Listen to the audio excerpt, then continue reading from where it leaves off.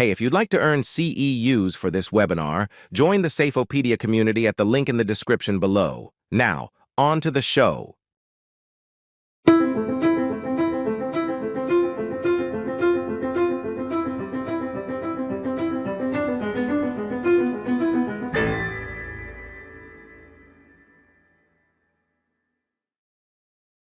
Welcome everyone. I'm just going to share the screen here for everyone. And we've got an exciting session for everyone today. And we're going to be talking about learning from everyday work with the 4Ds. And as part of the session, each of us are going to take you through a session. So thank you, Scott, for the introductions. So just so we know, I'm the token Kiwi from New Zealand. And we've got Jeff from Canada because we embrace diversity. And then we've got Brent Robinson and Josh Bryant from Australia. So if any translation services are required, we can help out in that process. So what I'd love to do now is to hand over to Jeff to kick off the first part of the session about the 4Ds. Thank you, Brent. Happy to start the conversation. Hi, everybody. So this 4Ds, by way of background, the 4Ds really originated years ago as the 3Ds in the US Air Force, and they were kind of a command. They were, to a new pilot, they would say, don't do anything dumb, dangerous, or different. And that's how they started.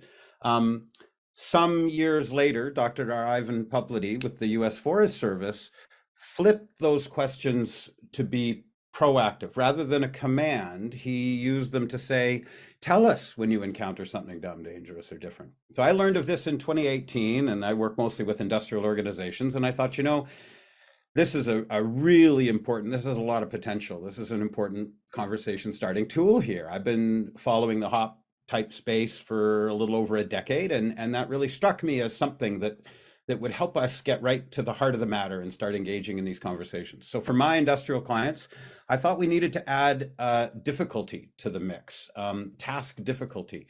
And so in 2018, we started using this term, the 4Ds, and using them to sort of represent the 4 cardinal points of the compass, if you will, for how to have a meaningful, HOP-centered, engaging conversation and learn from those who really do the work. So what they mean, I think it's important at this point to say, when we're asking these questions, in whatever opportunity we have to use these as a conversation starter, we use them to examine the system of work. We're not using them to examine individuals or individual performance. We're really engaging with those who do the work every day, who see our systems of work from that perspective, and asking them questions about their work, about the system of work. So what we mean by dumb is what doesn't make sense. What about the work we do does not make sense? Our prescription for the work, you know, what is something we're doing that doesn't make sense? What is something we're not doing that doesn't make sense?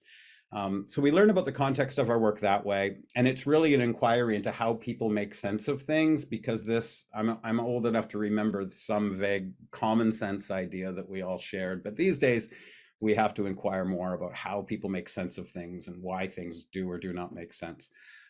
Danger is about risk, obviously, but it's really not about our assessment of hazard and control. It's about their perception of risk, from their experience, what they find risky in the work they normally do. And it's really important to have that conversation. Sometimes the dangerous part of the conversation leads to what we call a sticky, stuff that'll kill you, critical risk. But that's probably another presentation. Difficulty is challenge. When work is particularly challenging, when somebody it might be a challenge, people are reverting to knowledge mode, and so when that particular challenge we want to hear about, we want to understand where people experience difficulty in the work. And different is about change. We know that these have opened up really meaningful conversations about things that wouldn't ordinarily get asked about or mentioned, and we call those the weak signals. A few of us investigate fatal accidents, And when we do that, we'll always find that there, after the fact, we can go and look and see these weak signals in ops that we wish had come to light or been heard more. And this is a proactive opportunity for us to do that. So some questions I'm seeing, can you see I've got one eye down on the chat and one eye on the slides? So people are asking what HOP is. So, there's been in my experience since 2012, it's been far more known that there are some movements and some aspects of safety that are collectively called the new views, and it's debatable how new they are. But HOP is the most popular current term that kind of, to me, rounds out all of this thinking that has many facets in the new view: safety differently, safety 2, HOP. HOP really comes from Todd Conklin's work, and it's based on the human performance principles. So a lot to get into here, but what I will say, I'll try to vector the 4Ds and the HOP principles here a little bit before I let the guys give a lot of good examples and move on. The first HOP principle is that error is normal. I think it's important too in 2023. Some people are quite new to this notion of HOP and are familiar with these bullets, Todd's bullet points, but there's others that might be a little more familiar with HOP. And so I would like to also flip back to the original HP terminology a little bit to explain the relevance of the 4Ds. So what we say commonly, just say error is normal. The original statement was people are fallible, and even our best people make mistakes. And the part from the human performance principles that I think, here's a quote. It says, "It's crucial that managers become more aware of the task, workplace, and organizational factors that shape the likelihood and consequence of error." And so I think looking at those organizational factors proactively through a new lens is really something that these conversations, that these questions get started. The second, we say blame fixes nothing. And people are really running with this notion that it's an anti-blame notion. And it's certainly, the HOP space really cautions us about the use of blame, where we might have thought it had no unintended consequences. We now appreciate that blame really does come at a cost. But the quote from the HP folks is that error-likely situations are predictable and manageable. So they use the example of, I think it's kind of funny, they use the example of it's the beginning of a new year, January, and when we're writing personal checks, we tend to put last year's date on them.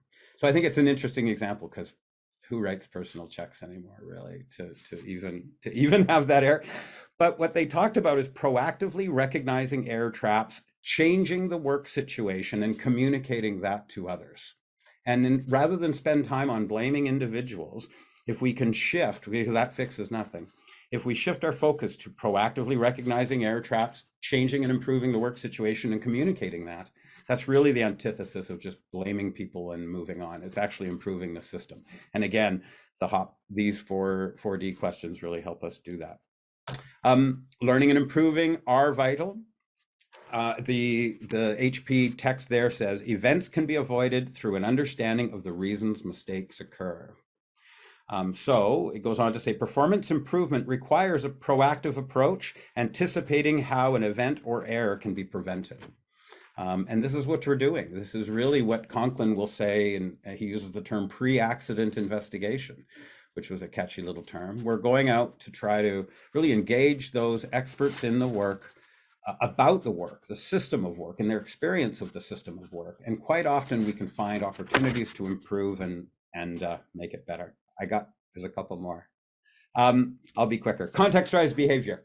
The HP language around that is that individual behavior is influenced by organizational processes and values.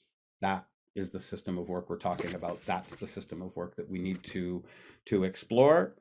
And then finally, how you respond to failure matters, how leadership responds to failure matters. The HP quote there is that people achieve high levels of performance because of the encouragement and reinforcement received from leaders, peers, and subordinates.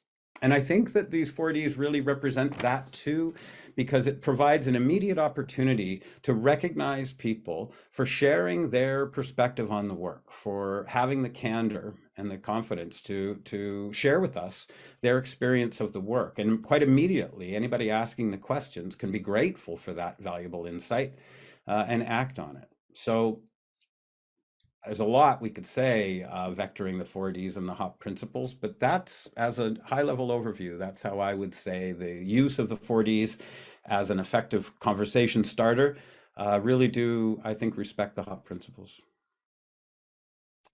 Thanks, Jeff. And that me hitting the wrong button wasn't to push you along. It was to demonstrate human error is normal. So Sorry for yeah, taking sorry so about no, you're perfectly on time. So, and thank you, Jeff, for that. So now I'd like to introduce Brent Robinson, and Brent's going to provide us with a little bit of insight around why it's so important with the frontline, with the 4Ds, and what can come from that. Thanks, thanks, Brent.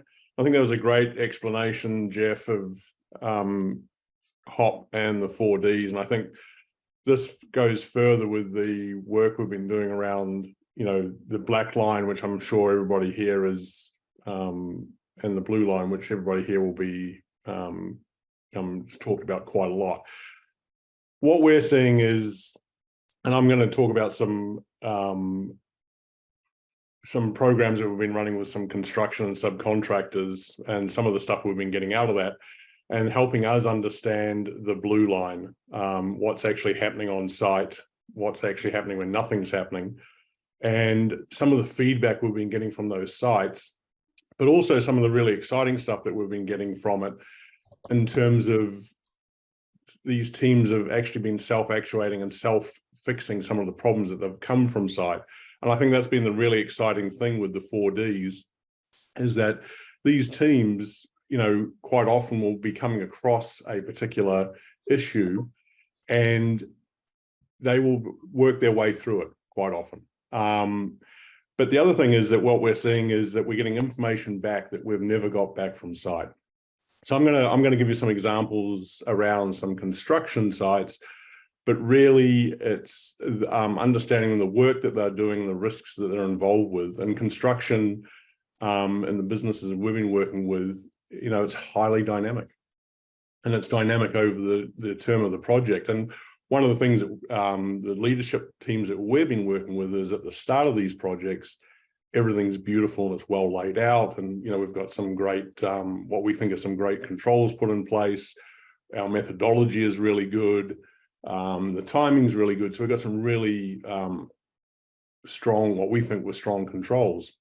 But what we find at the end of these projects, as we come to the completion of the project, the pressure comes on.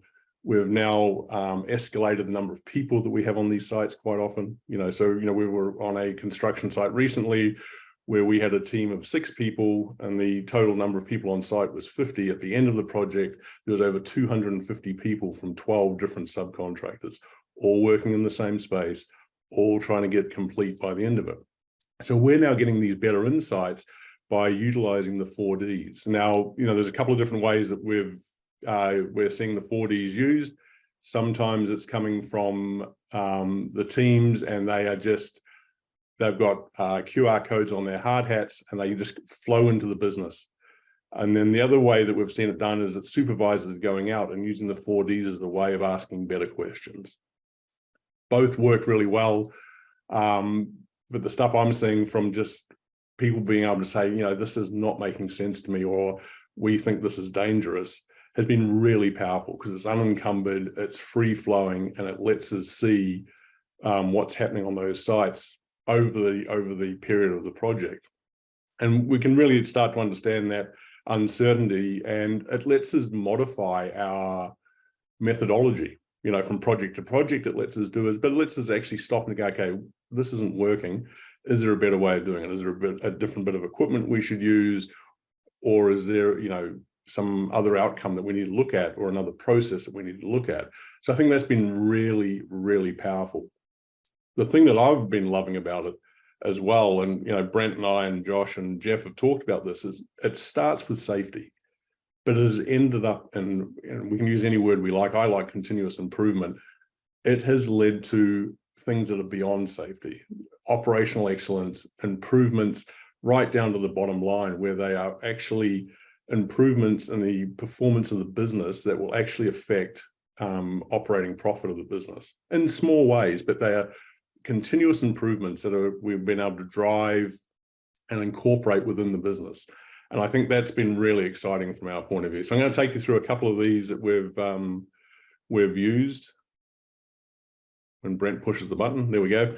So one of the first ones we use is when we're developing a project and we're working out, okay, how are we going to work on this project? How are we going to understand how we're developing the safe system of work before we ever get to site? And that was always hard because we're just using what we use in Australia as a document, and it's probably the most misused document in Australia and New Zealand. Probably it's called a safe work method statement. So we take the previous one we had at the last project site and we change the site name on it, and we say to the guys, this is how we're going to do it, and they go, yep. We tick it off and we send it off, and that's what we use. What the 4Ds has allowed us to see is that sometimes that's not working, right? We really want to get that involvement early on in the project, possibly before we finish the design of how we're going to build something. And so we've been using augmented reality, getting the model of the product that we're producing, creating an object, and then getting the installation teams way before we ever get to site, before it's gone through production, and helping them understand, working with them, using the 4Ds as a way of questioning it. Is this the best way to get it on the project? Are we going to use it? We're going to do it from a boom lift, or are we going to do it from inside the building, tethered to the building? We're going to use a tower crane, or we're going to use a Star 8 crane on the outside of the building. And it lets us look through it. And then, it's let us eliminate different types of mobile plant. It's let us understand the hazards and possibly improve the way we're doing that, reducing the overall hazard, putting better controls in. It's also removed non-value adding activities. And that flows out into, we didn't need particular equipment on site. There's a cost ramification of it. And it's let us actually engage with our teams much, much earlier by using the 4Ds and something as ubiquitous as augmented reality. All they do is it goes on their phone, and they stand there and they're all looking at the same phone or the same iPad. And it's a very simple way of doing it. You can see in this particular case, they're working on those sites, playing with it, understanding what it looks like, the weights of it, and all the details about that particular module that they're going to pick up and put on site is all there, way ahead of it. So that's just a really simple example of using some very ubiquitous technology and the 4Ds to ask better questions to understand what we're doing on this particular site. And it's something that is now in the workflow of that particular subcontractor. That's the way they go about it, and it lets them critique what they're doing on a regular basis before they get to site, which is a much better place to do it than trying to work out how you're going to do it once you get to site. We can go to the next one there, Brent. This is another program we've been working with several subcontractors with, and it uses our STEP framework, which STEP stands for site, task, equipment, and people. So it's really what we're trying to get them to do in the pre-starts in the morning is make the pre-starts really real, helping them understand, the interaction between the site they're on, the task they're doing on that day, the equipment they're going to use to complete that task, and the people they've got on site. One of the things that we see in the Australian context and the New Zealand context is that we are changing construction teams quite often, for various reasons. We've got to bring new people on as the project progresses. So we're really trying to make that a very interactive and really induct them into what's going to happen. So what we've been doing is using the 4Ds as a way of questioning and enhancing our STEP process in the morning by looking at, what's going to be labor intensive, what repetitive tasks we're going to have on that particular day, and really having a look at what we're doing. And one of the ones that kept on coming up was that we were using on these particular projects, and this has flown across the whole business now in the way that the methodology they use. One of the issues was that they were core drilling. Now, core drilling means that they're drilling into concrete 3 rebar so they can attach the facade elements to the external side of the building. And each time they drill a hole can take up to 30 minutes, depending whether they're hitting rebar, reinforcing bar, whatever's happening on those particular sites. The other thing is that there's a real issue with long-term health issues with the exposure to silica dust. So what we're trying to do is remove some of those exposure issues that were within the construction industry. And the team, had worked on a couple of different projects, and this is what I love about it. It's a collective group of the team looking at, using the 4Ds, what's dumb, dangerous, difficult, or different, pulling that together and saying, if we stopped core drilling and just used embeds when the concrete's being poured, we wouldn't have to drill another hole. And this particular project, and it's been flowed across to numerous other projects now, is that it's saving 30 minutes per hole. On a particular project, they might drill up to 1,000 holes. So it's a huge time saving for the teams. Also reduces the exposure to silica dust. And it's an improvement to the overall business. And this is coming from the frontline teams. These are the guys that have got experience on numerous construction sites across Australia and New Zealand, and bringing that together in a collaborative format, and then being able to quiz it with the 4Ds. And it's been a really interesting outcome. That methodology is now across all the projects they work on. They work with the construction or the general contractor at the very beginning to coordinate across all those projects. It's a really super cool outcome. And from a business point of view, it's tens of thousands of dollars in savings by doing it this way.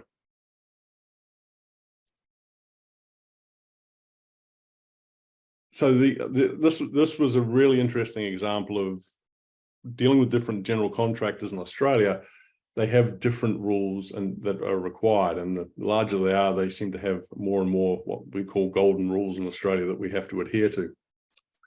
So on this particular site, it was a large parking structure that they were building, and they had a issue that they dropped materials around the outside of the structure as they're going up level by level in the parking structure, so they can start installing the product on the outside of the structure.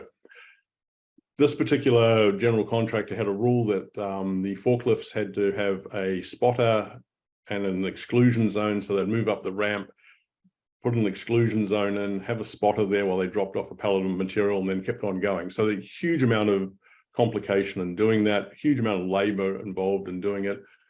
There's a lot of frustration with the team on site because they had, the GC, really holding them up, trying to get the work done. And, any of these people that are working on these sites want to get the job done and move on. So and this came from the frontline team using the 4Ds. They said, if we didn't have to use a forklift, we use an electric pallet jack, we wouldn't have to have the exclusion zones. And we have got one guy moving up there, dropping pallets off, coming back down, picking up from the truck and going back around again. So what it did was it means that by using a pallet jack, they didn't need a certified forklift operator, that eliminated and reduced the rental cost, and using a pallet jack reduced emissions and improved the workflow. Instead of having 3 people doing this one task, they now had 1 person doing it. So it's just another example of where the guys who use the 4Ds say, hey, this is a really dumb thing we're doing here. Can we improve this by using a different bit of equipment? And again, it flowed from the frontline team. It wasn't the guy sitting in the office, it wasn't the project manager.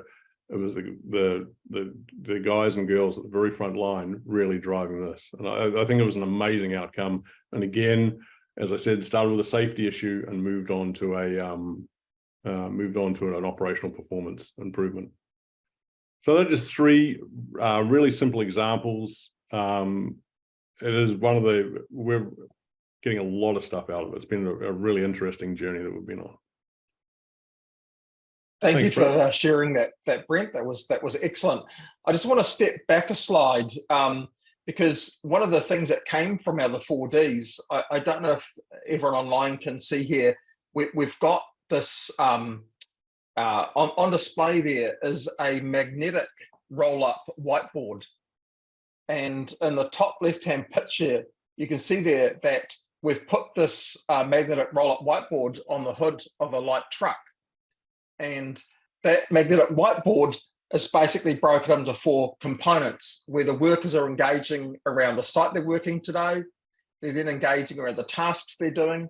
They're then engaging around the equipment they're using, and they're engaging around people and protection. And this got created from a worker conversation when they're basically saying that when they're doing traditional pre-starts, everything is sequenced in a linear way, and we've got no way of connecting the dots. So what we did was we tried this experiment, and what that photo shows was a group of workers getting around, and they started to explore things. And what's really fascinating, that once they went around the step process, they then stood back and they started to look at how things affected things in different ways. So they basically started to identify where there were both basically interdependencies or codependencies through part of that process. What really fascinated us the most was that one of the workers then peeled that off the hood of the light truck and put it on the door of the truck. And we simply asked a curious question, what's the purpose of doing that? And they said to us, we're now going to use this throughout the day to re-look at how we're going. And if someone else turns up to the site, we'll then use this as an induction. What it showed to us was that if we engage with the workers at the front line, if we allow them to gather their insights, if they see the value in something, they will take that and they will use it in ways that we never ever contemplated. So for me, that was a great outcome. So thanks for sharing, Brent, on that. What I'd like to talk to you about now is about the organizational values of understanding those weak signals. And we have a little picture there of the classic iceberg. And when events happen, when accidents happen, it becomes visible to the organization. And as Jeff mentioned, that when we go through a traditional investigation process, we then identify that there were lots of things that existed leading up to that event, but those things weren't visible to us or weren't visible to the organization until the event happened. So there, under the waterline, we have lots of weak signals. But when the event happens, everything above the waterline becomes a strong signal. And sadly, that drives us with hindsight, and it drives us to actually then focus on people and people's actions and people's behaviors, which leads us more towards that blame lens. And Eric Hohenagel, basically, what he talks about, he says that accidents are the worst place to do learning from. And he said, if you really want to learn, you need to look out away from accidents and look out to normal everyday work to learn. Because the reality is that we have fewer accidents than we have incidents, and we have fewer incidents than we have in everyday work. And if we simply focus on the accidents, we'll see very low similarity and very low frequency because we're focusing on a single event. If we go out to everyday work, we'll see high frequency and high similarity. So for us, being able to understand everyday work was the real challenge. And that was part of our driver with the 4Ds, was to actually create those conversations. Because ultimately, what the 4Ds can do is what it makes transparent to us are the conditions that were present. So in this slide, a lot of the organizational focus is around people's symptoms or their behaviors and how those symptoms or behaviors led to an outcome. It's a classic one. If we go out and do a safety observation, we're observing the person's behavior of how they're performing within a system. But what sits behind those behaviors are the conditions that existed in that work at that time. And one of the principles of HOP is about understanding context drives behavior. Understanding those conditions are the things that drives people's behaviors. But those conditions are created by the work design itself, by the system. So what the 4Ds does is it makes to us transparent what are those conditions that were present. And that comes from storytelling. So the 4Ds is about storytelling. So in the words that people use and how they say those words, we can identify the conditions that were present. But more importantly, the language that we use, that those workers use when sharing those stories, actually also tells us how they're coping. So if their language is a bit more salty, as we might call it, then of course what we're hearing from them is they are struggling in that work. So it allows us to basically create that better understanding, because throughout the Safety Connect conference, the psychosocial side of risks would have come up frequently. We believe that when it comes to using things like the 4Ds, we treat acute harm, we treat chronic harm, and we treat psychosocial harm as one and the same, because there's the systems that create that for us. And if we're to extend that notion even further, traditionally, when we think about safety, there's a lot of focus around the risk reduction, around that black line, or work as imagined. And we put controls in place. And at the end of those controls, we're then left over with some type of residual risk. And typically with residual risk, we put lots of rules in place. You might call them life-saving rules, you might call them golden rules. There are many different languages that we use. But in reality, what we're doing is we're actually transferring the risk to the front line. The organization has stated that these are the things, these are the controls, these are the mitigations, these are the barriers that we have put in place. And somehow workers are then having to make do between that residual risk and what normal work looks like. So the 4Ds also helps us to understand what we call the grey space. And that grey space is what exists between what the organization believes, how the risk is being managed, and how the work is having to be performed. And that is leading to lots of learning, because we then begin to find out how effective those controls can really be. And that is where I'm going to introduce Josh Bryant, who's now going to lead us into the practical applications of the 4Ds in this space. So one of the challenges that Cam Stevens said in his Safety Connect session yesterday was a lot of people will come to these sessions, they'll listen, they'll maybe nod and have a couple of questions, and then just go back to their normal day jobs. My challenge to you is I actually think that you can implement the 4Ds very quickly into your organization.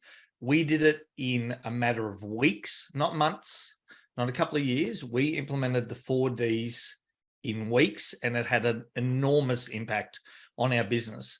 The biggest thing that I would say is that the conversations suddenly become a lot less transactional. You aren't just going out and having conversations with people about, oh, tell me about your work and tell me about the controls, and is that enough? And I'd like to congratulate you on your housekeeping.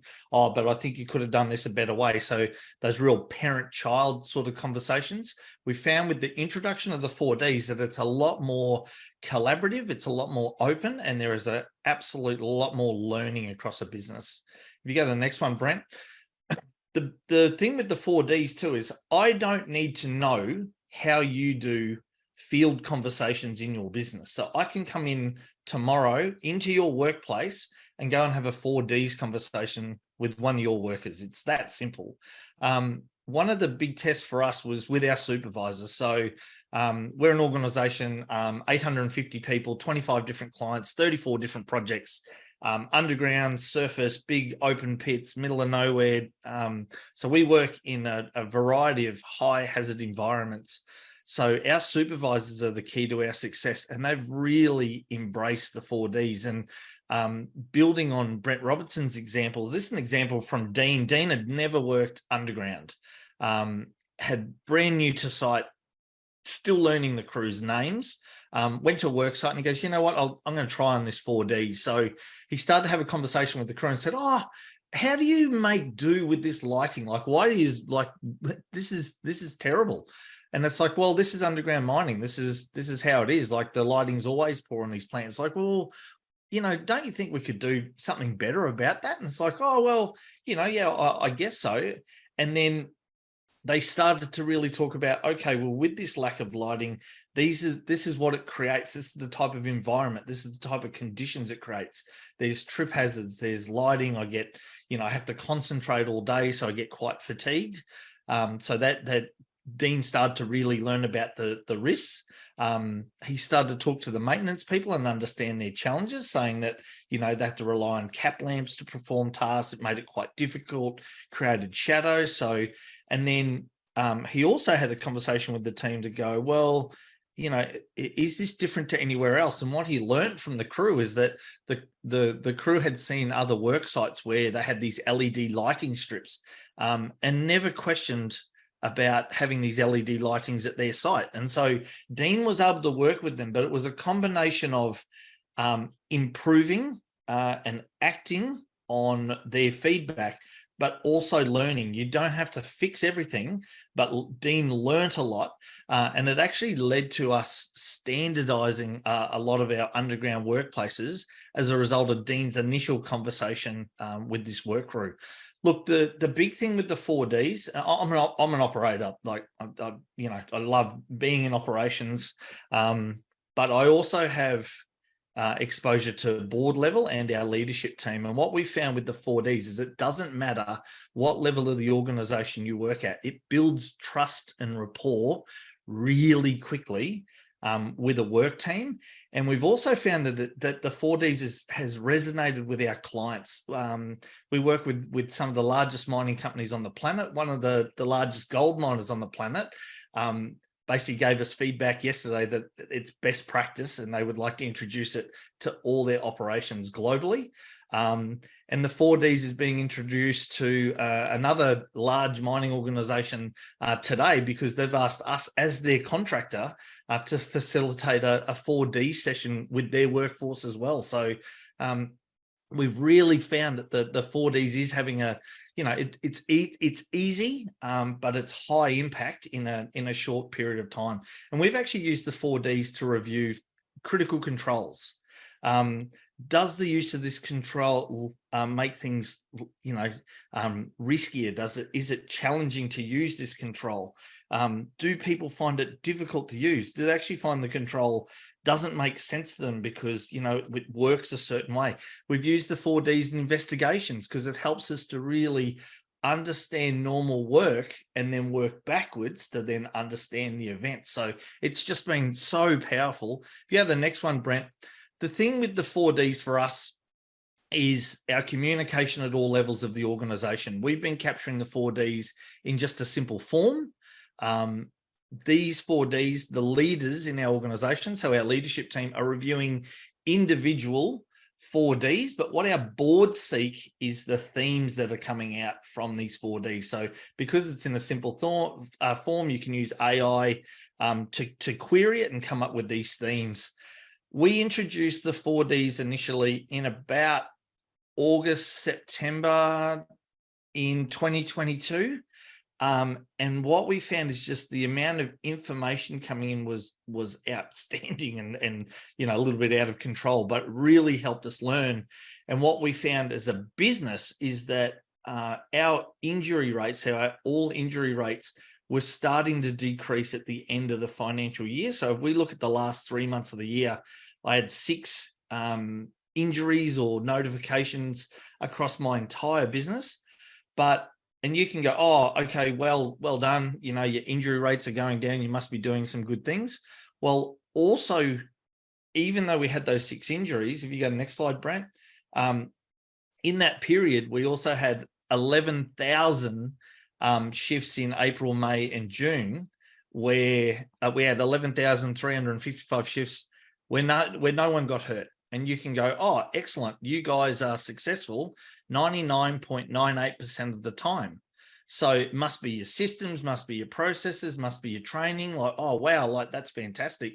But what the 4Ds have helped us realize in having these conversations is it's unlocked the conditions that are going on when what's happening when nothing bad's happening. So if you go to the next slide, those 11,355 shifts had all of this going on and all of this information, all of these conditions, all of these unsafe conditions were unlocked through 4D conversations, just going out. So, you know, maybe you're not as good as you think you are, and you just look at injury data and go, oh, my injury rate's going down, so I must be doing some really good things. No, your people are having to adapt more. Your people are adapting successfully, and the 4Ds for us have unlocked all these weak signals that we can act on, but more importantly, learn from and see what our people have to deal with every day. And is there things that the business can act on? So when we look at a 4D as a leadership team, we look at them and go, well, is that something that we need to act on right now? Is that something that we need to stop and maybe do a bit more learning on? Maybe do a learning team on it, maybe spend a bit more time in the field, maybe look at some of the standardization? Or is that a risk that we're willing to accept? But importantly, in all three of those decisions, we need to make sure that we're giving the feedback to the front line that thank you for your 4D, and this is what we're going to do with it. I'll hand over to you, Brent. Oh, but I'll just finish with this one thing. Sorry. Just a quote from Joe, and I love this one. The conditions that are going to instigate your event happening tomorrow exist today. Workers just learn to work with and adapt to them. And what the 4Ds do is actually help you understand those conditions where they are adapting. That's brilliant, Josh. And I think, once again, what we're constantly hearing from the front line is they're always having to make do with what they've got. Because we don't have perfect systems, we don't have perfect tools and equipment, and we don't have perfect people. And the whole idea of this is that basically we're trying to better understand why people are making do. And on that basis, what we see here is that we're starting to drive what we call better operational learning. And in this space here, every day workers are having to balance between work and the risk. And in the process of having to balance that, they're also having to deal with the uncertainty of that work as well. And what we see in particular in industries where there is what we call dynamic risk, that is where the hazards are well known, the controls, the hazards are well known, but the hazard situations are constantly changing. What we find there is that those workers hone really good problem-solving skills. But the issue there is they're having to solve problems, and the organization has no visibility around that problem solving. And the visibility only happens when someone reports something. And there's lots of scientific research that tells us that if you focus on problem solving, why would you report it? If your work requires you to problem solve every day, you having to report it means that you're having to acknowledge that you can't solve the problem anymore. So the 4Ds really provides us with that insights. But those insights aren't just physical harm. Those insights just aren't chronic harm, but those insights are also around that psychosocial component of harm as well. So the 4Ds allows us to see risk through those three different lenses at the moment. And if I was to explore that further, that in our book, The 4Ds for Hop and Learning Teams, we put forward this notion that a lot of our current safety around physical harm is focused on putting in lots of controls, mitigations, and defenses. And for those things that we can't control the hazard, we then put lots of rules in to try and control, try to manage, or try to influence the worker's behavior. But if we can't control, what's the other end of the scale of control? And we've put forward that caring is the other end. And if we can't put these rules in, or these rules don't work, what's the other end of that scale? And we've put forward in our book that that's actually about support. So we've got control and caring as a scale, and we've got rules and support as a scale. And if I was to explore that a little bit further around that, when it comes to physical harm, when it comes to energy being released that hurts people, we want lots of controls, lots of mitigations, lots of defenses that are focused around managing energy, either trying to manage the energy, preventing it from being released, or trying to reduce the amount of energy that gets released if an event happens. And that is where we really need that.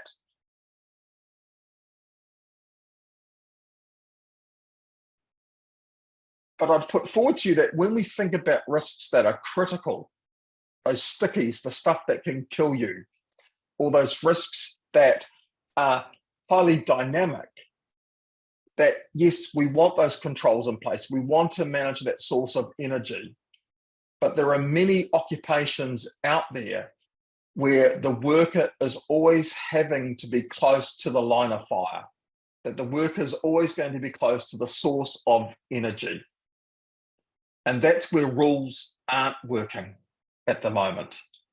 So the balance of that is how do you provide that support?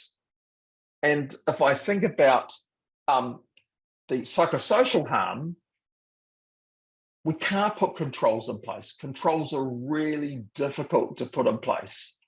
Psychosocial harm or psychosocial risks is really scary for leaders because our current methods or mechanisms that we're using to control risk don't work well with those psychosocial harm. And the international standards like ISO 45003 talks about the fact that we need to focus on work design.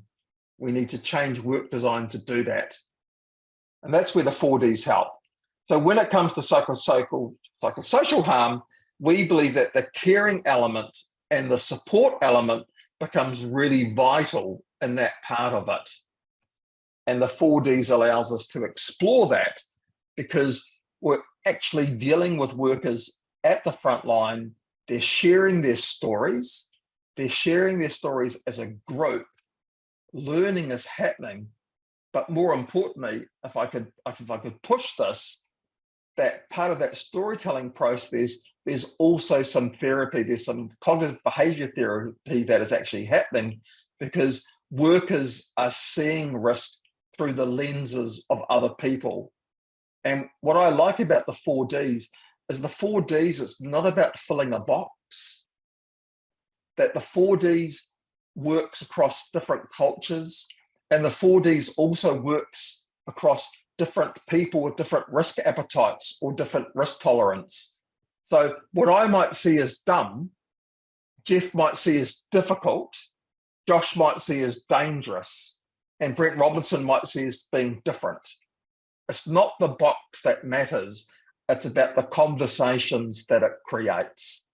That's the important thing. So storytelling for us is really a powerful dynamic, and that storytelling is something that helps us build those skills around curiosity, the skills around critical appraisal, which means how workers can see how they operate within the system, and also those skills of being able to critically think, which is when you're dealing in those really high dynamic environments that you're able to not work out all the things that can go wrong, but where you actually have that deeper knowledge and you can begin to see when it moves away from what it normally would be.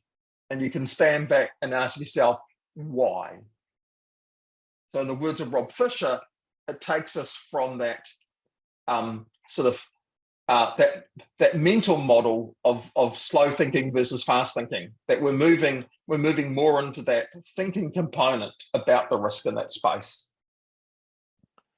And if we explore that further, that when we think about the 4Ds, particularly around those stickies, as Todd calls them, the stuff that can kill you, that what the 4Ds can share with us, and what Josh has explored in his organization, is, you know, what are those safety measures that are present with a black line? And how are they being used? Can they be used? Because that's the fun part. Because you'd be quite surprised how these controls become ineffective over time. And then what are the organizational safety measures that are present, that are missing, or they're not used when people are actually having to do the work, the normal work, where they're having to make do?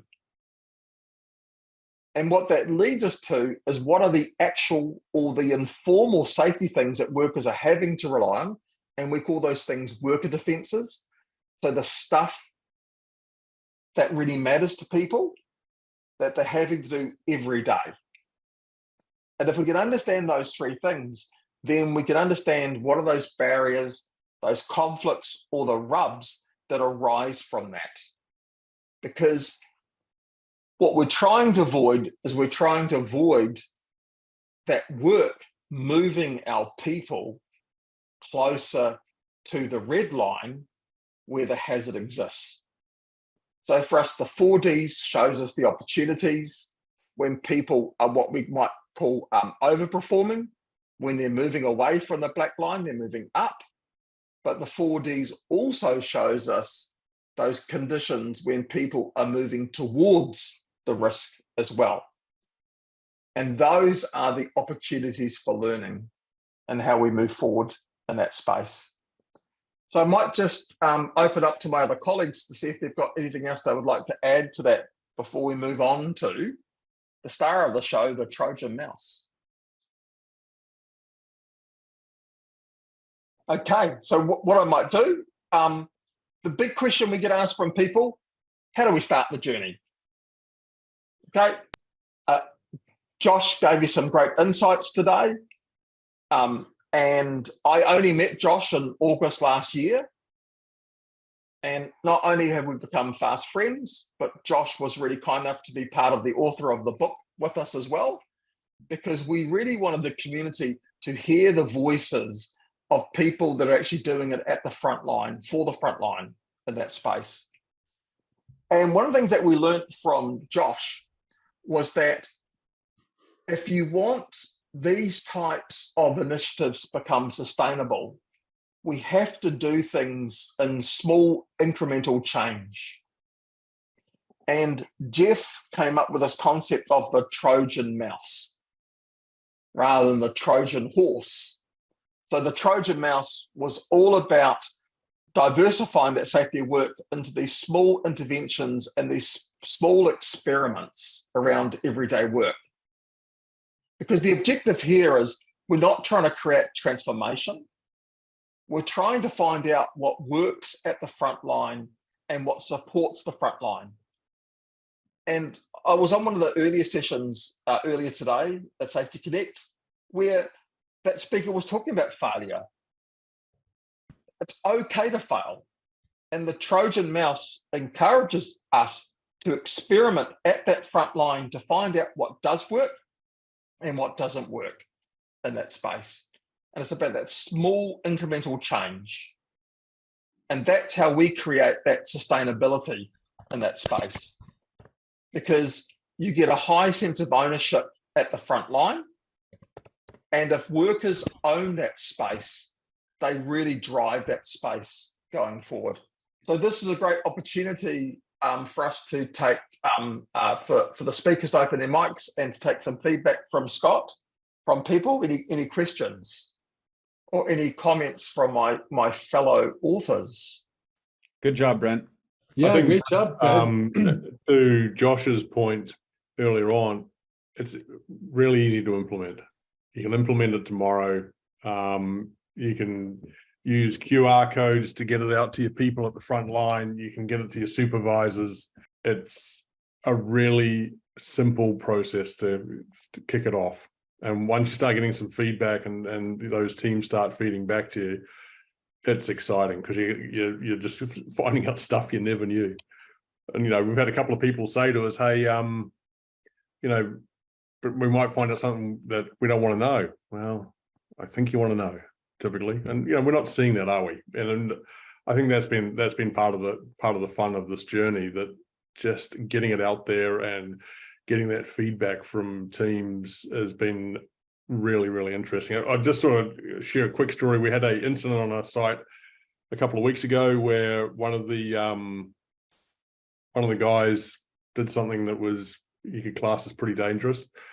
And we did a learning team with that whole team. And at the end of it, I said, you know, what else would you do, knowing that all these conditions that were there, what was happening, what could you do differently? He goes, you know, I would have just done a 4D and told you guys the scaffold was in the wrong place. Cool. That's what we, you know, at the end of it, that's what we want to hear. Blame fixes nothing. Learning and improving.